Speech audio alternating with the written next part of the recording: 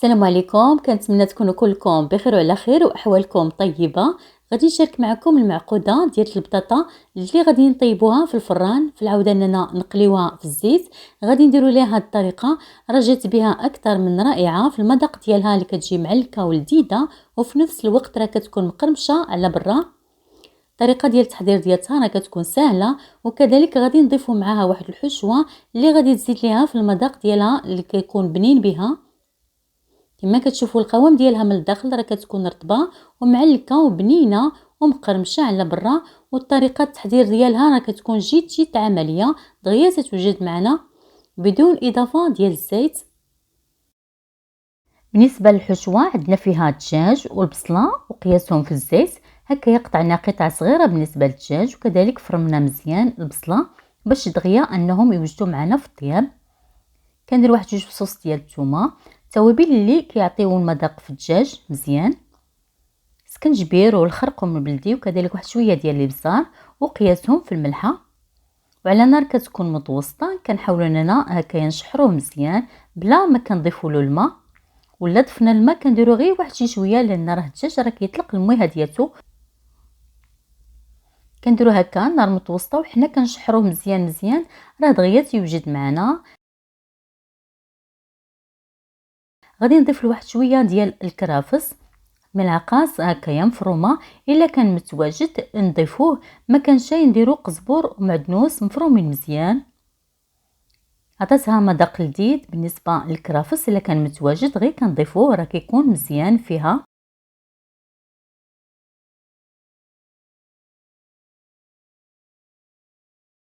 بالنسبه للبطاطا 3 ديال الحبات كبار قطعتهم بعد ما قشرتهم وهكايا طيبتهم في الماء والملح، وهما سخان كنمعسوهم مزيان بعد ما كنصفيوهم من داك الزيت ديال الماء.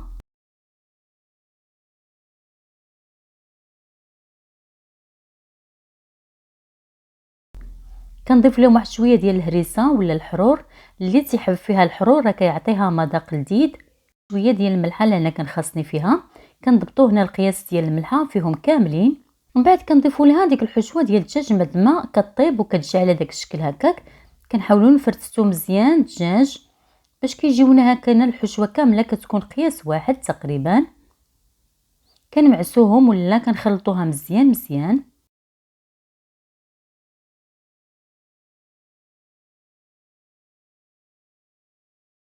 صافي وكنبداو نشكلوا فيها القياس اللي بغينا في الحجم ديال الخبيزات. هنايا درتهم حجم متوسط،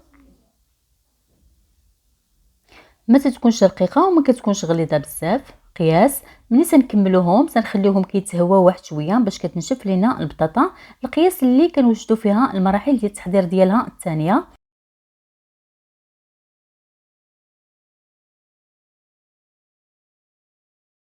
اللي فيها واحد الحبه ديال البيضه، كندير لها واحد شويه ديال العصير ديال الحامض، يمكن لينا نعوضوه بواحد ملعقه صغيره من الخل.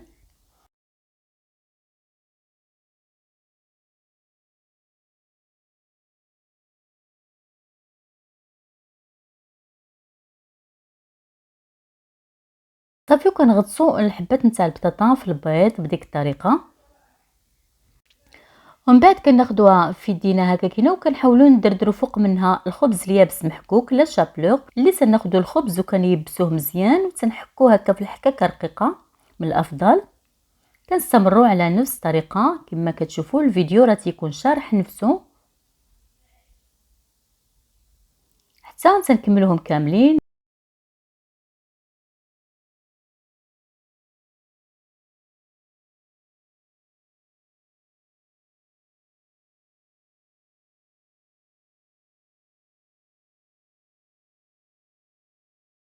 كنشعلوا النار من الفوق ومن التحت على النار متوسطه، وكنراعيو اننا ما نحمصوهاش بزاف باش ما يتحرقش لنا الخبز، راه دغيا كتوجد معنا.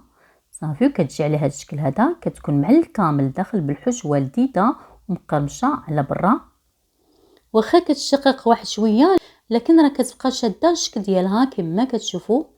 كتجي عمليه في الخدمه ديالتها، ما فيهاش قوه لدام، في نفس الوقت راها بنينه ومقرمشه على برا ولذيذه بالحشوه ديالتها من الداخل.